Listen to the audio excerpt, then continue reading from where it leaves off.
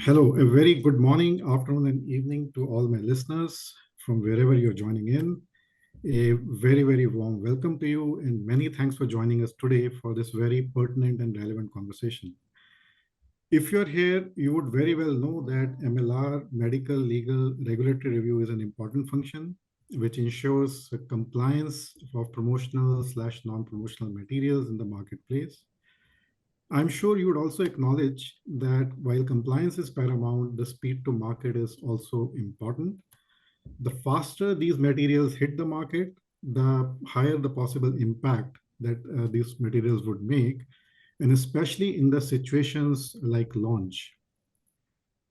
Earlier in this decade, Indegene forecasted that there will be a lot of focus on improving speed to market through people, process, and AI-based automation within the pharmaceutical industry, with AI being one of the key components of this transformation. We also suggested as AI advances, there will be a time during this decade that there will be a paradigm shift wherein AI, instead of assisting review, AI will start conducting reviews, which is a much more unlocking of value from AI as we move on. And with the advent of generative AI, agentic AI, which are the smarter versions of AI compared to AI ML, this seems like a very, very likelihood. In order to validate our vision and forecast, we recently conducted a survey across 80 life sciences organizations to check their generative slash agentic AI roadmap. While many of them have deployed some kind of AI to do pre-MLR checks, to do some kind of quality checks, but very few of them have started the journey on this new technologies of generative AI and agentic AI. 73% of organizations mentioned that they are rapidly experimenting, and they are 6 to 9 months away from their first deployment.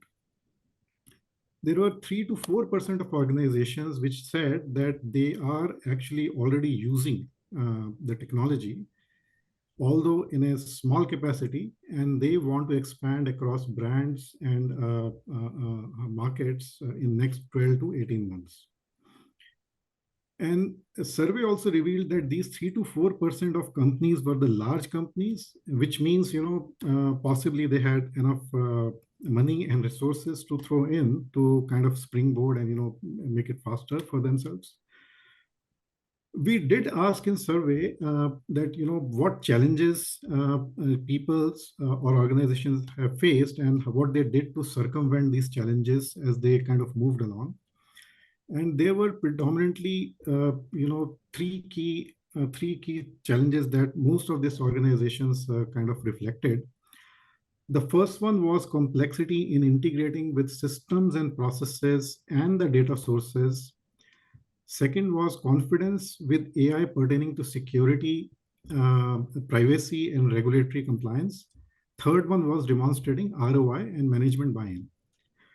So what does it mean, right? So while AI seems to be a must factor in driving better turnaround time, question still hovers around as to how to leverage AI in MLR use case ensuring it delivers alongside people, process, and compliance needs of the organization. And that's the topic of conversation today, MLR in the age of AI, balancing innovation, compliance, and integrity.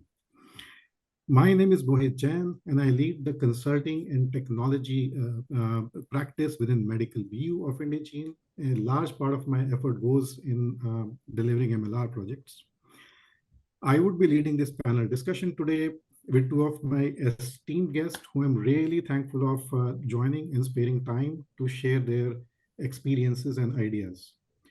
So I have Gareth with me, Global Head, Clearance Committee from UCB. I have Heather, Senior Director, Medical Information and Review from NILM. Before diving straight into the conversation, I would pass on the baton to Gareth to introduce himself, and then Heather can, do it later on. Gareth, over to you. Brilliant. Thank you, Mohit. So yes, my name is Gareth Worthington. I've been in the pharma industry 20 plus years, like many of us, seen it all, done it all, but this is really is a new era.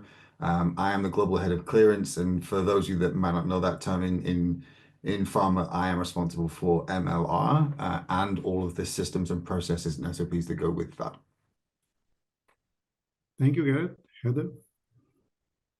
Hi, everyone. My name is Heather Sun. I'm the Senior Director of Medical Information and Review at Alnylam. Also been in the industry for about 20 years. I lead a team of medical reviewers who are responsible for med review for both commercial and medical materials in the US. Thanks so much for having me. Thank you both of you for your introductions and for being here. So let's dive right into the conversation. And Gareth, I would like to pose the first question to you, if you don't mind. So let's start with basics and let's see, whether we believe in the basic thing of can AI make a greater impact as far as review and MLR operations are concerned. And if you think yes, what part of MLR processes you think would be most benefited and which are the least? Over to you. Yeah, no, it's a good question, and I'm going to derail the whole conversation by saying that I think MLR AI is a bit of a misnomer. I think we've had this discussion before, in that I think it actually starts before MLR. So the biggest issue that we have, and the most complaints at every pharma company is that MLR takes too long, there's too many cycles, it goes round and round, there's too much churn. And really, for me, where AI really can help is ensuring that the content is MLR ready. I want MLR to be a single cycle. It should be a tick box exercise that everyone's already happy with. They've checked it, it's good. And so AI really, for me, has to place it before that. But that means it's not just in the hands of our MLR teams, but also the originators, the marketeers, the people in medical who are creating content really need to be much more fair with it. So for me, it's that end of the thing, not really at the other end when you just want to sign off, because by that point, we want it to be good. No, thank you, Gareth. You have really thrown a very different perspective to it. I hear you. I mean, use AI upfront, up in the process, shift left, and correct everything there before right material goes into the review. So great perspective. Heather, diving a little bit deeper in the same concept, but deeper diving into it. What in your experience? What is your experience as organizations take the journey to transformation, leveraging AI? And what else is important beyond technology? I mean, I'm sure it's just not like get an AI technology deployed and you're done. What do you think are the key constituents of successful AI deployments and results? Yeah, so I mean, I know that companies, including my own, are definitely excited about the prospect of AI and are beginning to explore its utility for our day-to-day work. It hasn't fully taken off, however, and I don't personally know of a company that's been able to fully integrate it into MLR. While the technology is exciting, I do think that there are some aspects to consider that are beyond just the technology alone. And one is the technical expertise. I, for one, am definitely not an AI expert by any means. Not all companies have internal expertise in AI to help drive the implementation of these projects. And that's really an important aspect. And another is resource, right? Both time, people, money. It takes a lot of effort to be able to build, test, and pilot these projects on top of everybody's day-to-day work. So, I mean, in order for us to be able to start seeing the benefits, we really do need to invest in the time and resources it would take to make this functional and successful. No, absolutely brilliant. And I think to an extent, it just validates one of our survey responses as well, that, companies who are actually leading the charge are the ones who could actually throw in a lot of resources and money into it. So it does take effort and time, totally agree, to set up initially at least. Now that this response straight away, pays into my next question, which is again, kind of, questions the basics of, AI itself in terms of implementation. If we talk about strong foundations for a good AI-driven operations, I'm sure clean data sets would come at the top of the all. And I would like to ask you, Gareth, what has been your experience with regards to data quality and the corresponding operations and AI interlinking, and thereby, getting right output from the AI? Yeah, I definitely agree with you, Mohit. From our experience and what we've been testing with AI, I'll say that the data foundations are paramount, and it's not just a case of, having feeding it some content and thinking that's going to train it. It's about having a constantly up-to-date, fully stocked foundation of everything from your core claims to your scientific statements to regulatory documents, and not just in English, but we've really, found that to make AI work at the country level where it, arguably has a lot of use case, because that's where often resources are much less, I would say, versus global, where AI can really play a role. You need that to be in every language. So, I mean, for many companies, you're talking 35 languages. It's a lot. And to Heather's point earlier, the resource required to make that happen and dedicate to that is paramount. And it can come down to we talked about the originators and the marketeers earlier. It can come down to something as basic as the format in which you feed the content to the AI, right? So we've had experience where, some of the AIs are built on basic Adobe OCR technology to be able to, pull text. But if your agency or whoever is building the content uses a program like Photoshop, which uses layers of imagery rather than actual text files or text layers, the OCR can't read it. And immediately it's actually less useful than Microsoft Word because it can't spell check. And so that comes down to, again, to Heather's point earlier about training the people and getting us all on the same boat with the same data foundations and the same way of doing things. And then that will allow the tools to do stuff. It's easy to blame the tool. Oh, it doesn't work. It's not so great. But bad things in, bad things out. Right. So. No, absolutely. I think very well said. Heather, you want to share your experience with regards to this? Yeah, I agree with everything Garrett said. Clean data is absolutely paramount.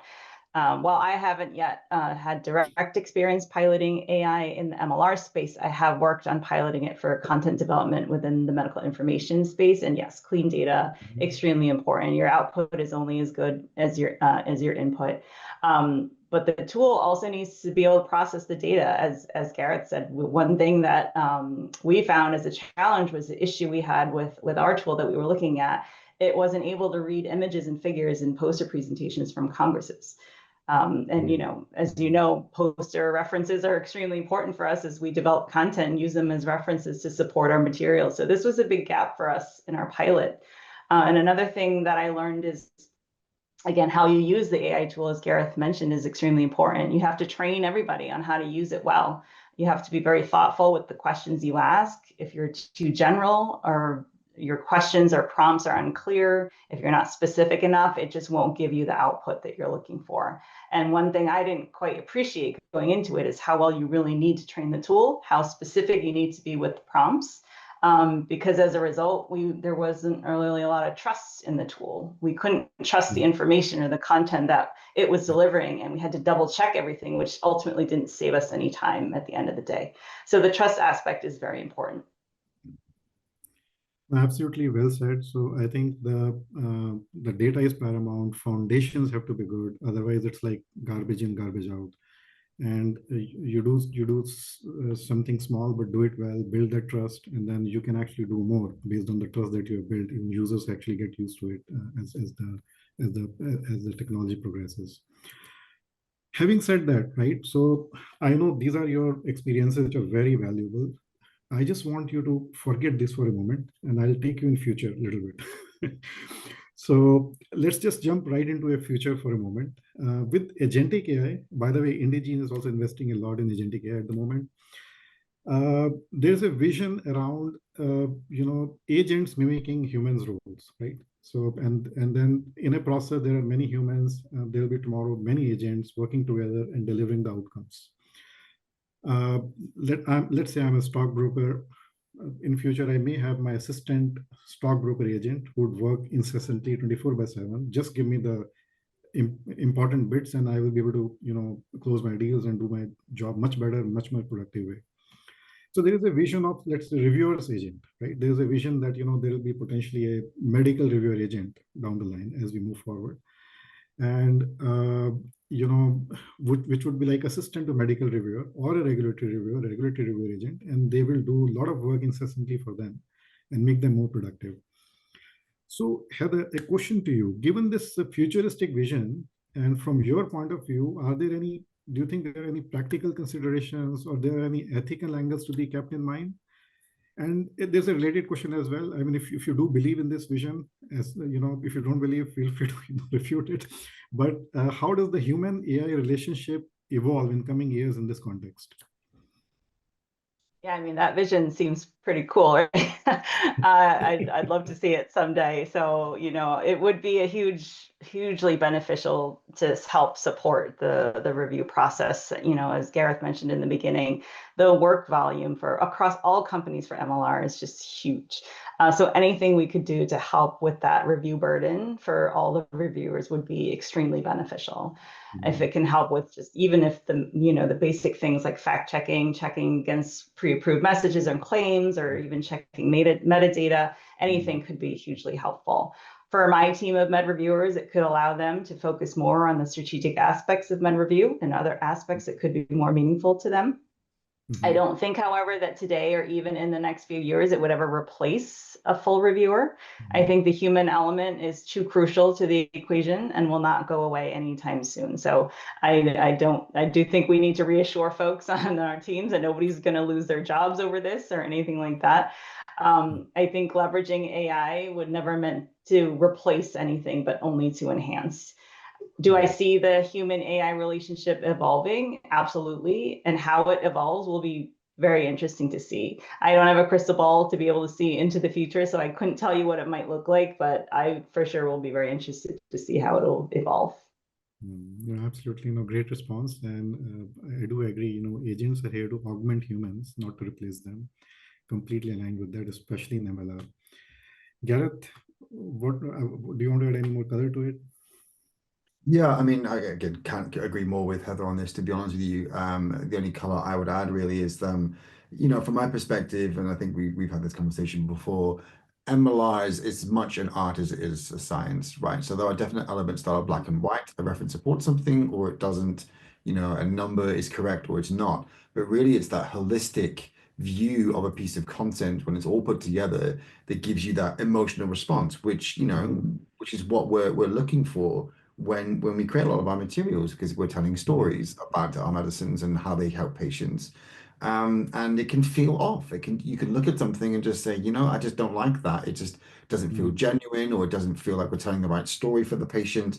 And that's not as simple as something that even an agentic AI can right now pick up. So when I'm evaluating the tools, I'm always looking for that blend of person and technology. How do those two sets of things work together? So yeah, I would agree. There's definitely work to be done in the background and process a lot of things, but the bottleneck is always going to be a person to sign that thing off in the end and give it the rubber stamp that we're okay. Yeah, absolutely. Again, great insights from both of you. I'll just keep moving.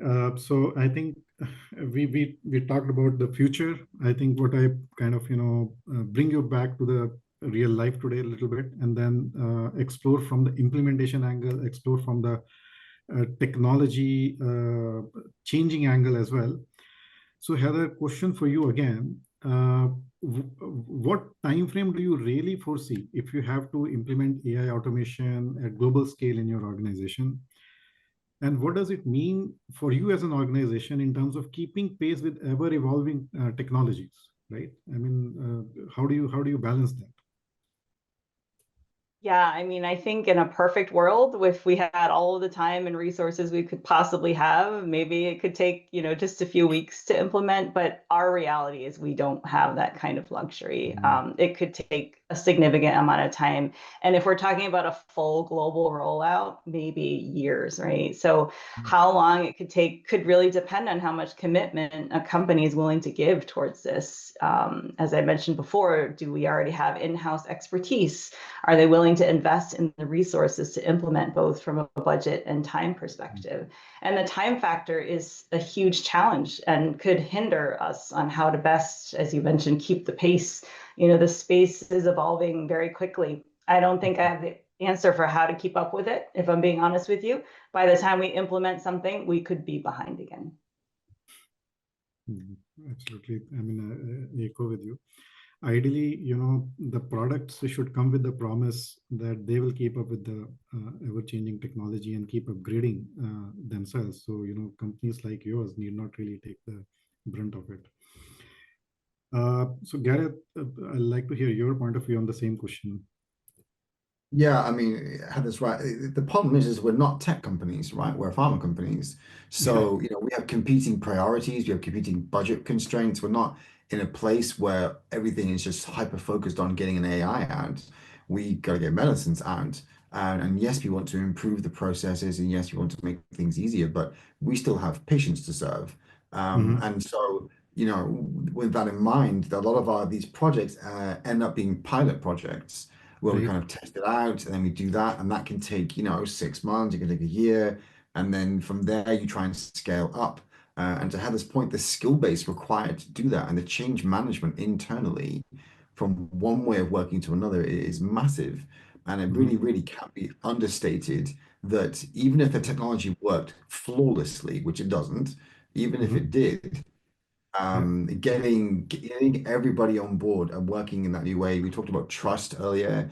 A lot of the people involved in MLR take it very seriously, as they should, and they take it quite personally. And when you ask them to put their trust in AI to do part of the job for them, they're nervous, right? Particularly when you get to a level of a signatory locally, where it can be difficult, if you're with the ABPI, you're a named person. You're a person that is by name given to the ABPI. And so that makes them nervous. So that trust needs to happen. That doesn't happen quickly. So, we can get there. And I think if anybody thinks we can put our head in the sand and avoid AI, they're wrong. But we need to be realistic about implementation times, and maybe try and think 2 steps ahead, right? So I think we need to be thinking, where's AI going to be in 2 years? And that's what we should be targeting, not trying to implement something that's already a year old, because to Heather's point, we're already going to be behind the curve. So that's not good. No, absolutely. Think ahead of the curve. Then, do small, build trust. That will help individuals to kind of, do more.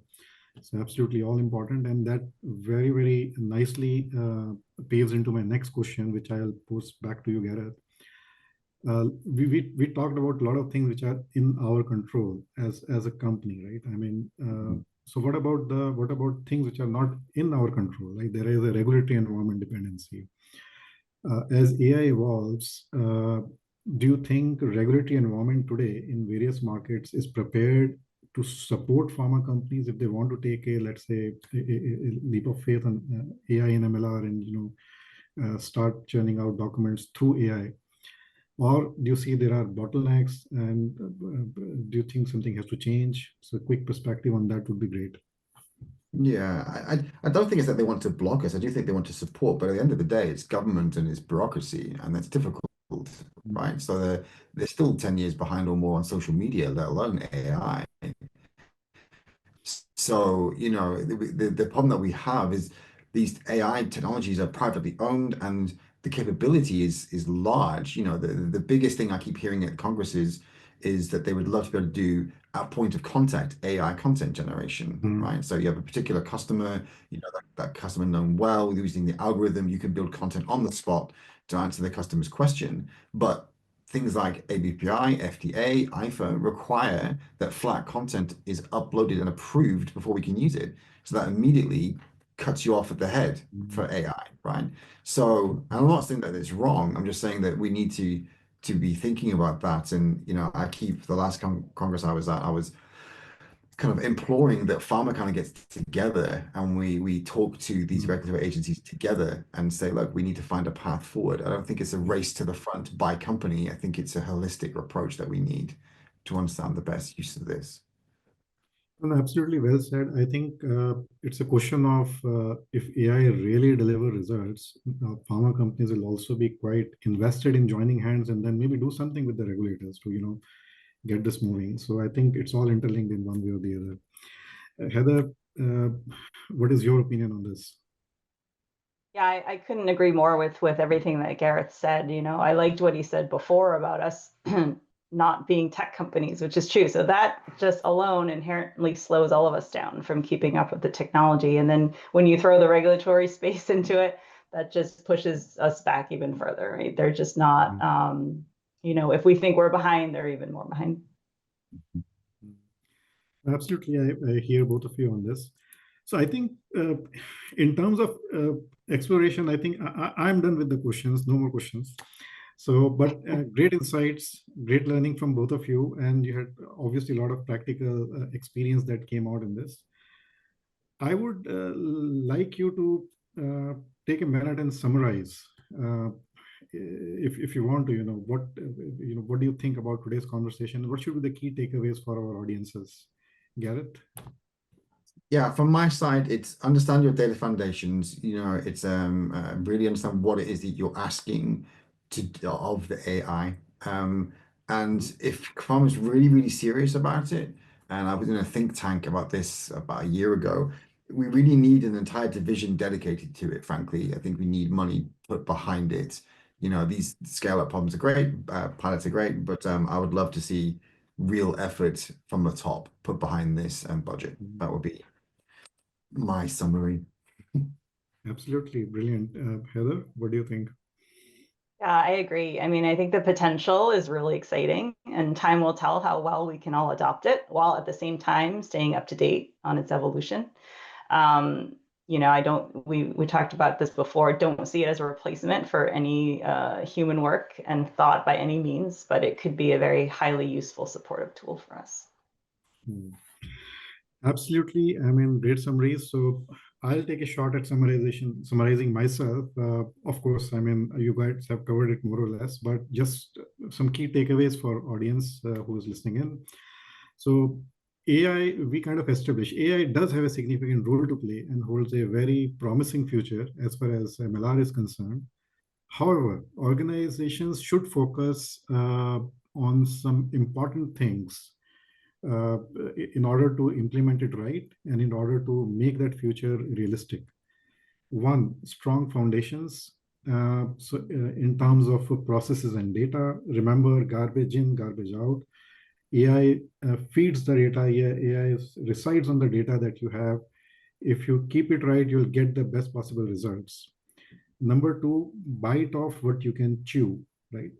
Assess your organization capabilities, assess the competing projects, strategic initiatives, see where all you have bandwidth, start small, but do well, right? And that you can, doing well means building confidence. Building confidence means people start investing themselves into, further development of the AI in their organizations. Number three, remember you are a pharma company, not a technology company. Buy the products which comes with the promise of upgrades to the latest and greatest technologies and will deliver to you at your doorstep. So these are some of the summary points that I have. I think these are the key takeaways in my mind for the audiences who's listening in. And with that, I would say we have come to the very end of our conversation. I again thank you very much, Gareth and Heather. Brilliant insights from your real life experiences. And thank you to my lovely audiences for listening in. And have a lovely rest of the day, all of you. Thank you.